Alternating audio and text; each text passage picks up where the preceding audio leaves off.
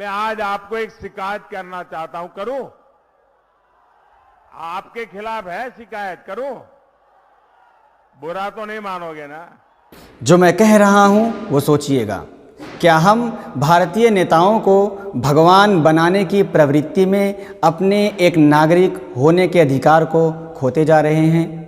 क्या एक नागरिक का कोई मान, सम्मान और अधिकार इन नेताओं के महिमा मंडन में खत्म हो गया है? एक नागरिक का मौलिक और कानूनी अधिकार उतना ही होता है जितना किसी नेता का, किसी सभासद का, किसी विधायक, सांसद, मंत्री, मुख्यमंत्री और प्रधानमंत्री का। पर हम जनता उनको भगवान जैसा बनाकर खुद को बहुत छोटा करते जा रहे हैं। यही वजह है कि उनके काफिले के गुजरते वक्त हम कीड़े मकोड़ों की तरह प्रशासन का बर्ताव पाते हैं। यही वजह है कि जो कानून हम नागरिकों पर लागू होता है वो कानून इन माननीयों तक जाने से डरता है। देश में मास्क न लगाने पर 10,000 तक का जुर्माना नागरिकों से वसूला जा रहा है। गृह मंत्री अमित शाह इस कानून से ऊपर हैं और वो लगातार ऑन रिकॉर्ड बिना मास्क के घूमते दिखते हैं, जबकि देश और प्रदेशों में भीड़ की एक संख्या तय है। आप और हम उससे ज़्यादा तादाद में कोई प्रोग्राम करें तो लंबे चौड़े जुर्माने भरने पड़ जाएंगे। पर नेताओं को इससे जैसे छूट हो। वो लाखों लाख लोगों की रैली करते हैं। तो एक नागरिक के रूप में क्या हमने खुद को बौना नहीं कर दिया? बिल्कुल कर दिया। आइए देखते हैं कि नागरिक का महत्व क्या होता है। नॉर्वे में कोविड-19 को लेकर एक गाइडलाइन बनी कि देश में 10 लोगों से ज़्यादा कोई किसी फंक्शन में शामिल नहीं होगा। नॉर्वे की प्रधानमंत्री एर्ना सोलबर्ग ने पिछले महीने अपने 60वें जन्मदिन के मौके पर परिवार के 13 सदस्यों के साथ पार्टी की थी। इसलिए नॉर्वे की पुलिस ने प्रधानमंत्री एर्ना सोलबर्ग पर 20,000 नॉर्वे क्राउन्स यानी 1,75,648 रुपये का जुर्माना लगा दिया। साथ में बयान भी दिया कि अगर ऐसा कोई आम नागरिक करता तो उसे माफ़ भी कर देते। पर देश की प्रधानमंत्री क्या करती हैं इसका देशवासियों पर असर पड़ता है, इसलिए जुर्माना वसूला गया। सोचिए, आप अपने देश में ऐसा सोच सकते हैं? आपने तो एक नमूने को भगवान बना दिया। जो कुछ भी करे सब ब्रह्मा का आदेश हो जाता है। देश के प्रधानमंत्री से कानून तोड़ने पर लिया जुर्माना पूरे देश की जनता को कानून का पालन करने को मजबूर कर देता है। सोचिए कि जब अपने देश का प्रधानमंत्री, गृह मंत्री ही भीड़ इकट्ठा करे तो नागरिक क्या करेगा?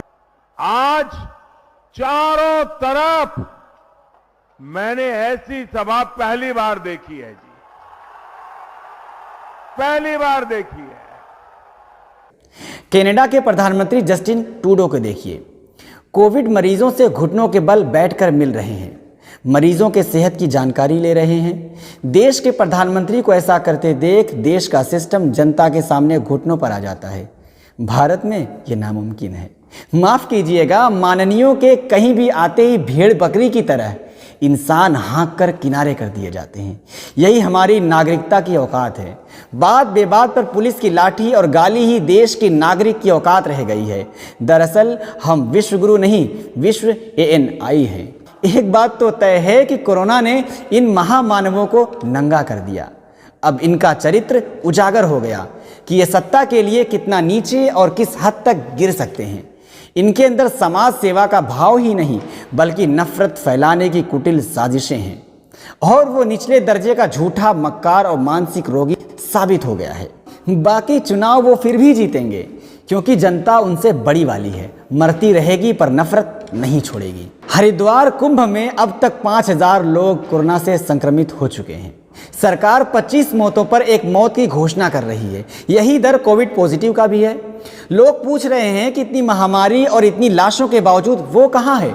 वो धीरे धीरे टीवी के जरिए माहौल बनाएगा, फिर वो आएगा कुछ तुकबंदी के साथ, 3C और 3G जैसा कुछ भिड़ाकर, रुंधा गला लेकर, हिचकी मारकर फिर रोएगा, फिर देश उसके साथ रोएगा। एक आदमी का एक ही दिन के हर 6 घंटे में बदलता चरित्र देखिए। सुबह 8 बजे हरिद्वार कुंभ से भीड़ खत्म करने के लिए संतों से सार्वजनिक रूप से आग्रह निवेदन। ठीक 6 घंटे बाद दिन में 2 बजे आसनसोल पश्चिम बंगाल में चुनावी रैली में जुटाई गई भीड़ की तारीफ और फिर ठीक 6 घंटे बाद रात में 8 बजे वर्चुअल मीटिंग कर देश में 2 गज दूरी पर प्रवचन। इसी चरित्र को एक मुहावरे में कहा गया है, पर उपदेश कुशल बहुतेरे। इसका अर्थ हुआ दूसरों को उपदेश देने में सब चतुर होते हैं, साहब उसी को चरितार्थ कर रहे हैं। बाकी सब कुशल रहिए। शमशान मस्त हैं, भरे हुए दहक रहे हैं। ऑक्सीजन के लिए योगी जी को ट्वीट मत कीजिएगा। पत्रकार विनय श्रीवास्तव ऑक्सीजन के लिए योगी जी को ट्वीट करते करते चल बसे। अपना ख्याल रखिए, नेताओं के भरोसे मत रहिए। सत्ता, मीडिया और सिस्टम मिलकर किस तरह किसी के पक्ष में खेल खेलते हैं और किस तरह किसी के ऊपर हमला करते हैं, इसका जीता जागता सबूत निज़ामुद्दीन मरकज़ और हरिद्वार कुंभ है। निज़ामुद्दीन के ऊपर सिलसिलेवार हमला और कुंभ का बचाव और लीपा पोती। हैरानी की बात यह है कि कुंभ में गए संत और श्रद्धालुओं के लगातार कोरोना से संक्रमित होकर मरने की खबर आ रही है। भाजपा विधायक दावा कर रहे हैं कि वो कोरोना संक्रमित हैं और कुंभ स्नान करके आए हैं। अखाड़ा परिषद के अध्यक्ष नरेंद्र गिरी कोरोना पॉजिटिव होकर भी लोगों से मिल रहे हैं। उत्तराखंड के मुख्यमंत्री कोरोना को लेकर भ्रमित करने वाला बयान दे रहे हैं और दावा कर रहे हैं कि कुंभ अपने कार्यकाल को पूरा करेगा। प्रधानमंत्री की कुंभ को खत्म करने की अपील पर भी विरोध में तमाम बयान आ चुके हैं। तो 4 स्नान अभी होने वाले हैं। अभी तिथि के हिसाब से कुंभ मेला जो है 14 अप्रैल से लेके 26 मई तक चलने वाला है। अभी 4 स्नान बाकी है। सरकार का गाइडलाइन, केंद्र सरकार, राज्य सरकार, वो अपने हिसाब से चलती है।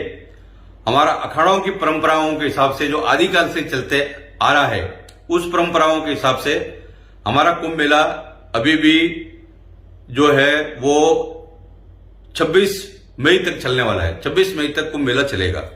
हम लोग सब यहीं पर रहने वाले हैं कि बाकी शाही स्नान अपने तय कार्यक्रम के मुताबिक 25 मई तक होंगे। हरिद्वार कुंभ का दुष्परिणाम आना भी बाकी है। यह संख्या लाखों में है जो प्रसाद लेकर अपने गंतव्य स्थानों पर गए, फिर भी संत कुंभ 25 मई तक होते रहने पर अड़े हैं और प्रधानमंत्री इनसे गिड़गिड़ा रहे हैं और सरकार कल फिर इन पर हेलीकॉप्टर से फूल बरसाएगी पहले की तरह। इसे दोगलेपन का नंगा नाच कहते हैं। माफ कीजिएगा, मरकज में मौजूद एक भी इंसान कोरोना के कारण मृत्यु को प्राप्त नहीं हुआ। सरकार ने सबको जबरन आइसोलेशन में रखा, पर कोई कोरोना पॉजिटिव था इसके सबूत नहीं। पर मरकज की इस व्यवस्था पर सरकार, मीडिया और सिस्टम मिलकर हमला करते रहे। मौलाना साद जैसे सम्मानित इंसान मोस्ट वांटेड हो गए। ये दोगलापन देश के 40% बहुसंख्यकों को पसंद आता है। इसी दोगलेपन की आज देश भेंट चल रहा है। हर जगह शमशान भरे पड़े हैं। शमशानों पर घंटों घंटों अपने परिजनों के लाश लिए लोग लाइनों में खड़े हैं। फिर भी देश को ये दोगलापन पसंद है। वो सरकार द्वारा अपनी तुष्टीकरण करता देखना चाहते हैं। वो चाहते हैं कि उनके हर गलत और नामुनासिब तथा गैरकानूनी कामों का सरकार बचाव करे। सरकार वही कर रही है, भुगत देश रहा है। नए भारत में बस इतना ही। इसी तरह मुद्दे को हकीकत की निगाहों से जानने के लिए देखते रहिए NIN।